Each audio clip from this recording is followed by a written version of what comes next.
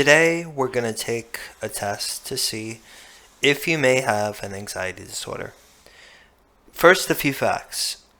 Did you know, for example, that at least 1 in 13 people suffer from an anxiety disorder? And women actually have about twice the amount of risk than men. People can also suffer from lots of other mental health issues, the most common of which you'll hear a lot about is depression. But there's a lot of different kinds. For example, one of them is GAD, or general anxiety disorder, which is probably the main one that most people suffer from. There are a lot of others, like panic attacks, right? I'm sure we've all seen or heard of people that had a panic attack. There's also social anxiety disorder, where folks kind of shy away from situations where they have to interact with a lot of people that they may not know well. There's post-traumatic stress disorder. We see this a lot in movies where people come back from a war or a very difficult time and they have a difficult time coping after that.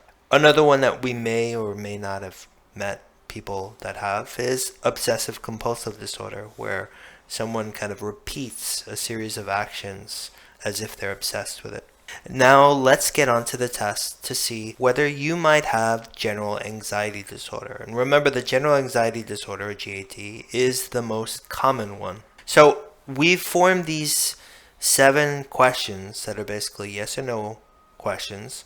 And just keep counts kind of on a piece of paper or something to how many yeses you answer. So first question is, do you feel constantly on edge? Second, do you worry every day and feel like you really can't control it? Third, do you worry a lot about bad things happening later in your life? Fourth, do you get tired easily? Fifth, does it feel like your feelings control your life? Sixth, do you have difficulties concentrating? And seventh and final question is, do you avoid certain situations, especially when others are around?